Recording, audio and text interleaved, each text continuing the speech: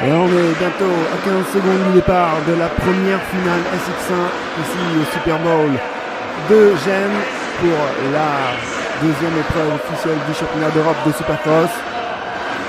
Avec bien sûr quelques invités d'honneur. Et on est à 15 secondes maintenant du départ et 5 secondes même de la finale. Avec on sait Eli Tomac, Justin Brighton, Christophe Pourcel et Gauthier Paulin les favoris. Avec un très bon départ apparemment d'Eli Tomac. Et du français, j'ai l'impression.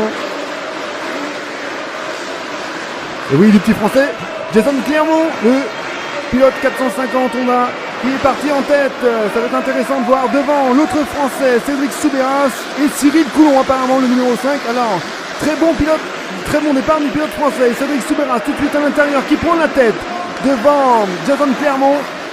Très beau début de finale pour les Français. Ça va être intéressant de voir comment ils vont réagir face aux pilotes américains. Et on voit déjà Cyril Coulon qui attaque Jason Clermont et qui passe pour la seconde position.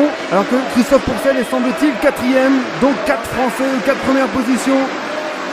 Et Eli Tomac est dans la roue de Christophe Pourcel. Vous le savez, Christophe Pourcel, première course sur la KTM, première course officielle, première sortie sur la 350, ça va être intéressant également de voir comment il va gérer cette première épreuve.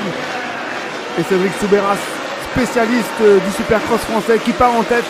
C'est intéressant de voir comment il va gérer cette course. On sait qu'il a la capacité de faire de grandes choses. Cyril Coulon également, c'est un pilote habitué. Et Eli Tomac qui passe Christophe Pourcel. Juste sur ce trip, le pilote Kawasaki, le pilote Honda 450 du team Geico vient de doubler donc Christophe Pourcel pour la 3e place. Et on voit Cédric Soubeyras qui tient parfaitement sa première position, mais Cyril Coulon qui commence à être pressant derrière. Et il y a de quoi, parce que derrière lui, eh bien, c'est l'Américain Eli Tomac, le grand favori de cette soirée. C'était lui le plus rapide aux essais qualifs, au chrono. Et bien entendu, c'est lui le favori logique à l'entrée des whoops. Cédric Soubeyras, régulier. Mais regardez Eli Tomac, la vitesse supersonique qui vient passer Cyril Coulon, qui ne peut rien faire. Deux trajectoires différentes, regardez cette agressivité. Et ce scrub d'Eli Tomac qui vient tout de suite au contact de Cédric Soubeyras, les deux pilotes Honda. Donc devant, et c'est Eli Tomac qui passe facilement Cédric Soubeyras qui s'est loupé un petit peu à la sortie des whoops. Eli Tomac en a profité pour passer le triple qui suit. Un enchaînement assez délicat où il ne faut pas perdre de vitesse dans les whoops pour réussir à passer l'enchaînement. On a vu que tout à l'heure, Jason Clermont n'arrivait pas à passer ce triple et a perdu forcément beaucoup de terrain directement. Le jeune breton qui s'est quand même fait remarquer avec ce superbe départ et même ce petit accrochage avec Eli Tomac. Alors que Christophe Pourcel est maintenant au contact de Cédric Soubeyras. On n'a pas eu de nouvelles pour l'instant de Gauthier Paulin qui est un petit peu plus loin. Et Eli Tomac, le numéro 17 sur la Honda 450 2013, qui semble très à l'aise sur cette cylindrée. Et Christophe Pourcel qui a passé Cédric Soubeyras pour la 2e place. C'est bien ce qu'il fait en ce moment.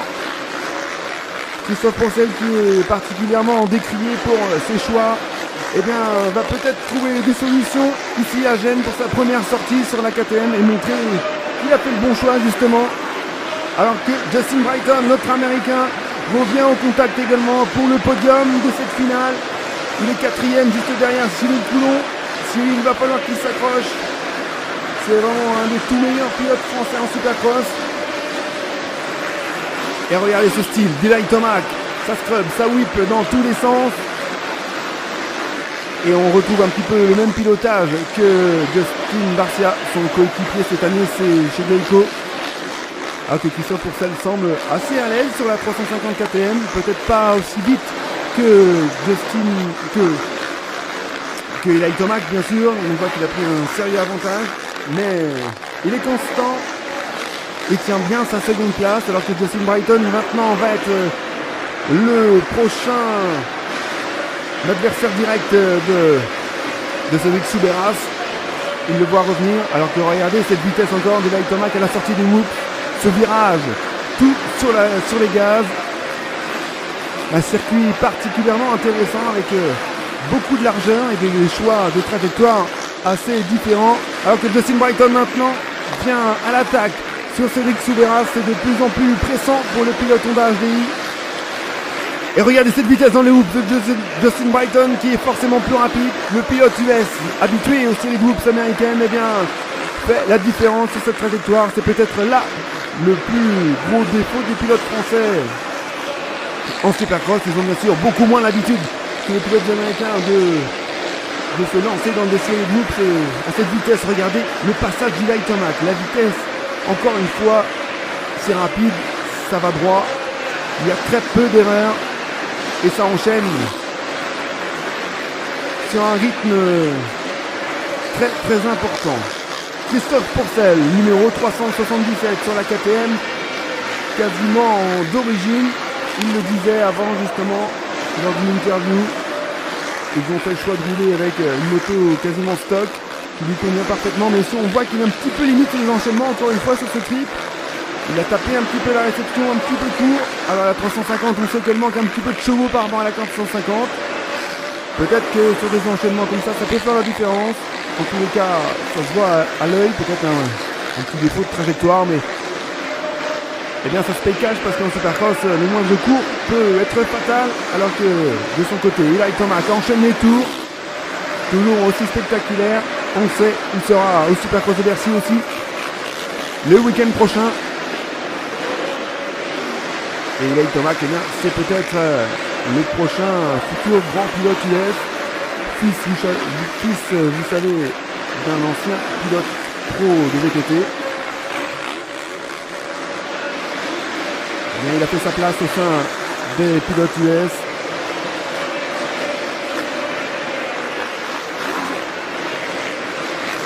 Et le style des pilotes américains toujours aussi agréable à regarder. Des fins techniciens et en même temps hyper agressif. Alors que Christophe Pourcel, c'est un petit peu le contraire. C'est beaucoup plus coulé, mais regardez derrière Justin Brighton, l'autre américain qui revient au contact. Sur la 450, YZF du team Jody Grassley. Moto qui pilotait cette année, James Stewart et Justin Brighton qui passent Christophe Pourcel, qui s'est littéralement écarté de la trajectoire pour laisser la poursuivre un peu possible. Bon manque de combativité pour Christophe, on voit qu'il semble laisser couler maintenant. Peut-être qu'il assure. Et encore ce course, ce trip. C'est assez délicat à gérer apparemment pour lui. Il a tapé vraiment assez fort la réception. C'est pas courant pour Christophe de se mettre des cours comme ça. Alors qu'on retrouve encore une fois Eli Tomac devant un stade bien rempli ici à Gênes en Italie pour cette épreuve du championnat d'Europe de Supercross. Alors qu'on retrouve Gauthier Paulin qu'on a très peu vu jusque là et qui a doublé Cyril Coulon. Il est donc 4e déjà. C'est bien ce que fait Gauthier Paulin. Une belle finale pour lui qui n'a quasiment pas roulé en Supercross depuis son dernier Supercross remontait au Supercross de Bercy en 2010.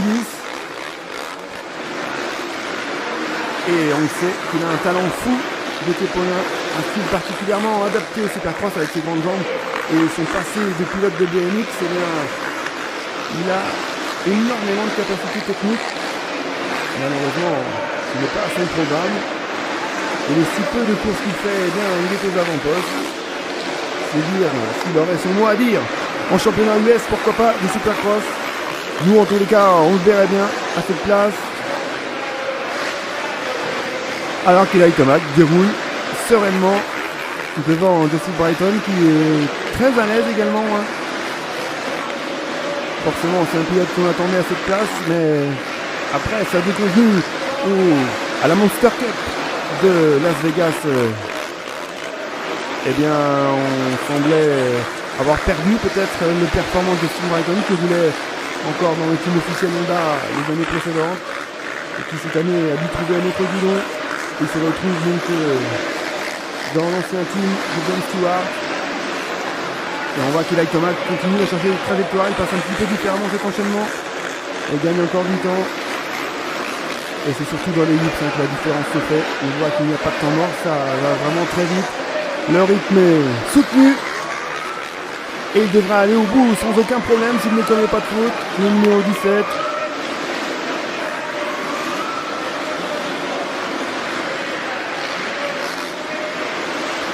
pilote qui attaque, qui est connu pour être un pilote qui n'est pas le plus précis, mais qui en revanche met du gros gaz et qui n'hésite pas à envoyer du gros quand il le faut. Alors qu'on doit se rapprocher maintenant des derniers tours.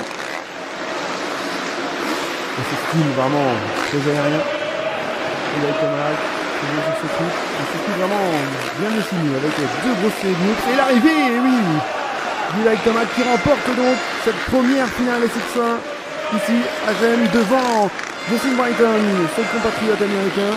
Et à la troisième place, on doit retrouver Cédric Soubeyras, normalement qui s'est bien accroché à cette troisième position, même s'il est vraiment très très loin. Le voilà, Cédric qui va en terminer. Il y a vraiment des écarts importants. Et Gauthier Paulin qui revient bien, qui est quatrième mais qui est revenu quasiment au contact de Cédric Soubeyras. Belle finale pour les Français de Gauthier Paulin. Tomac, Brighton, Soubeyras, Paulin, Coulon, Martin, Isoire, Rombaud, Maillard, DBS, Austin, Clermont et Christophe Pessel qui a malheureusement abandonné sur la KTM. On l'a vu commencer à baisser de rythme, mais sérieusement,